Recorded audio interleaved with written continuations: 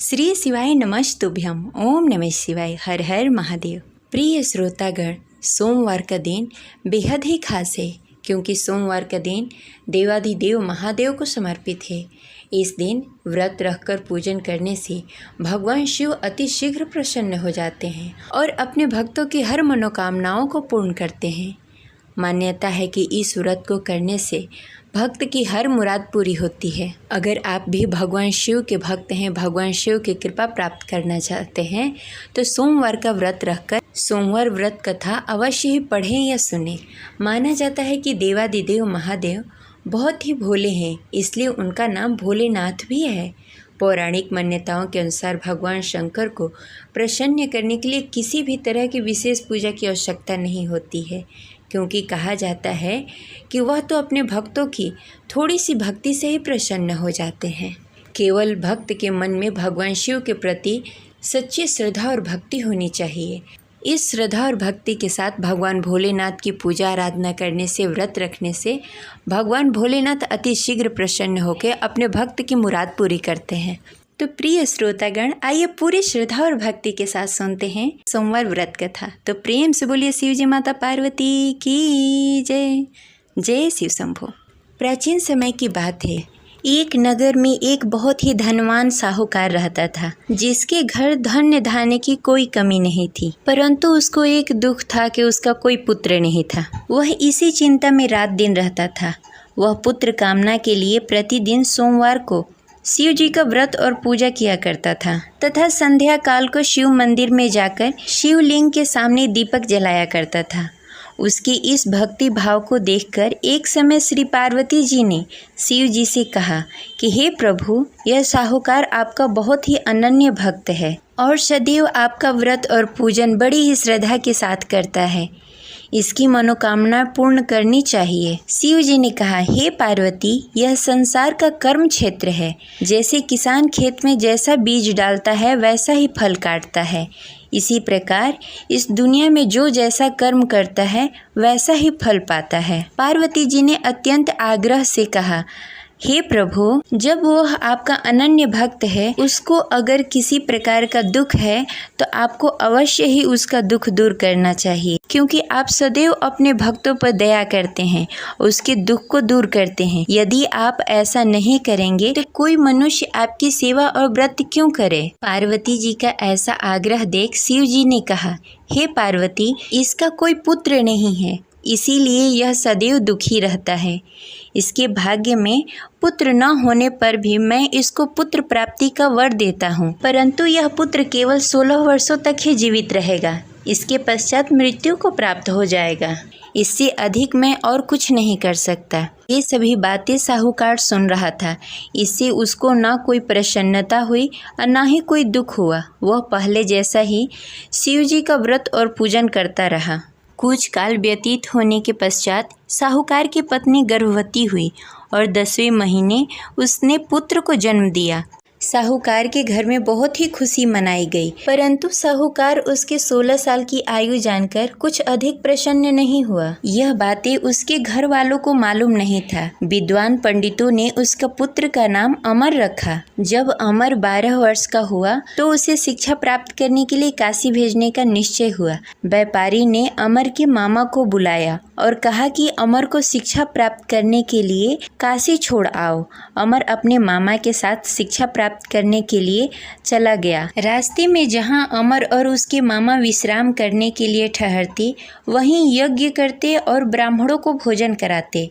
लंबी यात्रा के बाद अमर और उसके मामा एक नगर में पहुंचे। उस नगर में राजा की कन्या के विवाह की खुशी में सभी नगर को सजाया गया था। निश्चित समय पे बारात आ गई, लेकिन वर का पिता अपने बेटे की एक आंख से काने होने के कारण बहुत चिंतित था।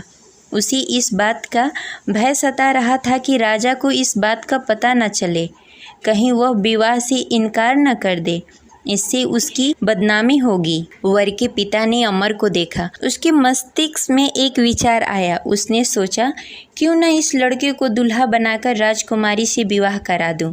विवाह के बाद उसको धन देकर विदा कर दूंगा और राजकुमारी को अपने नगर ले जाऊंगा। वर के पिता ने इसी संबंध में अमर और उसके मामा से बातें। अमर के मामा ने धन मिलने के लालच में वर के पिता की बातें मान ली। अमर को दूल्हे का वस्त्र पहनाकर राजकुमारी चंद्रिका से विवाह करा दिया। राजा ने बहुत सारा धन देकर राजकुमारी को विदा किया। अमर जब लौट रहा था तो सच नहीं छिपा सका और उसने राजकुमारी की ओढ़नी पर लिख दिया, राजकुमारी चंद्रिका, आपका विवाह मेरे साथ हुआ है। मैं काशी शिक्षा प्राप्त करने के लिए जा रहा हूँ। अब तुम्हें जिस नवयुवक की पत्नी बनना पड़ेगा वह कान्हा है। जब राजकुमारी ने अपनी ओढ़नी पर लिखा हुआ पढ़ा तो उसके कान्हे लड़के के साथ जाने से इनकार कर दिया। राजा ने सब बातें जानकर राजकुमारी को महल में रख लिया और उधर अमर अपने मामा के साथ काशी पहुंच गया। अमर ने गुरुकुल में पढ़ना शुरू कर दिया। जब अमर की आयु 16 वर्ष पूरी हो गई, उसने एक यज्ञ किया। यज्ञ की समाप्ति पर ब्राह्मणों को भोजन कराया और सभी को अन्न और वस्त्र दान किए। रात्रि को अमर अपने शयन कक्ष में सोने के लिए चला गया। शिव जी के वरदान के अनुसार शयन अवस्था में अमर के प्राण पखेरु उड़ गए। सूर्योदय पर मामा अमर को मृत देखकर रोने लगे। आसपास के लोग भी एकत्र होकर दुख प्रकट करने लगे। मामा के रोने विलापने का स्वर समीप से गुजरते हुए भगवान शिव और माता पार्वती ने सुन लिया। पार्वती जी ने शिव जी से कहा, मुझे इसके रोने का स्वर सहन नहीं हो रहा है, आप इस व्यक्ति के कष्ट अवश्य दूर करें।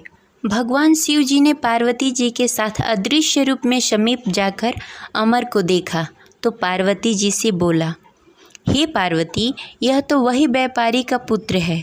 मैंने इसे 16 वर्ष तक की आयु का वरदान दिया था।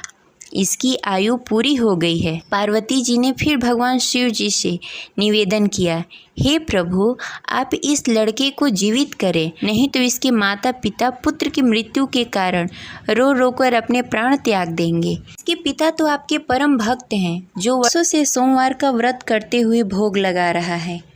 पार्वती जी के आग्रह करने पर भगवान शिव ने उस लड़के को जीवित होने का वरदान दिया और कुछ ही पल में वह जीवित होकर उठ गया। शिक्षा प्राप्त करने के बाद अमर अपने मामा के साथ अपने नगर की ओर चल दिया। दोनों चलते चलते उसी नगर पहुँचे जहाँ अमर का विवाह हुआ था। उस नगर में भी अमर ने यज्ञ का आयोजन किया। समीप से गुजरते हुए नगर के राजा ने यज्ञ का आयोजन देखा। राजा ने अमर को तुरंत पहचान लिया। यज्ञ समाप्त होने पर राजा ने अमर और उसके मामा को महल में लेकर गए और कुछ दिनों तक उन्हें महल में ही रखा। उसके पश्चात बहुत सारा धन वस्त्र देकर राजकुमारी के साथ विदा किया। रास्ते में सुरक्षा के लिए राजा ने बहुत सारे सैनिकों को भी साथ में भेजा। मामा ने नगर में पहुंचते ही एक दूत को घर पर भेजकर अपने आगमन की सूचना भेज दी। अपने बेटे अमर के जीवित वापस लौटने की सूचना से व्यापारी बहुत प्रसन्न हुआ। व्यापारी ने अपने पत्नी के साथ स्वयं को एक कमरे में बंद कर रखा था। भूखे प्यासे रहकर व्यापारी और उसकी पत्नी बेटे की प्रतीक्षा कर रहे थे। उन्होंने प्रतिज्ञा कर रखी थी कि यदि उन्हें अपना बेटा मृत्यु के मुंह से वापस लौटकर नहीं आया तो वो अपने प्राण त्याग देंगे। व्यापारी अपनी पत्नी और मित्रों के साथ नगर के द्वार पर चला गया। उसने अपने बेटे का विवाह का समाचार सुनकर पुत्रवधू राजकुमारी चंद्रिका को देखकर उसकी खुशी का ठिकाना न रहा। उसी रात भगवान शिव ने व्यापारी को स्वप्न में आकर कहा, हे श्रेष्ठ, मैं तेरे सोमवार के व्रत करने और कथा सुनने से बहुत प्रसन्न हूँ। इसी वजह से मैंने तुम्हारे पुत्र की लंबी आयु कर दी है। व्यापारी बहुत प्रसन्न हुआ। सोमवार का व्रत करने से व्यापारी के घर में खुशियाँ लौट आई। शास्त्रों में लिखा है कि जो भी स्त्री या पुरुष सोमवार का विधि विधान से व्रत करते हैं और कथा सुनते हैं, उनकी सभी इच्छाएं पूरी होती है और भगवान भोलेनाथ और माता पार्वती की कृपा सदा सर्वदा उन सभी पर बनी रहती है। तो प्रेम से बोले शिव जी माता पार्वती की जय। जय शिव शंभू। आशा करते हैं यह कथा आपको अच्छी लगी होगी, तो इस वीडियो को लाइक करें और ज़्यादा से ज़्यादा लोगों को शेयर करें। मिलते हैं अगली वीडियो, तब तक के लिए हर हर महादेव। जय शिव शंभू।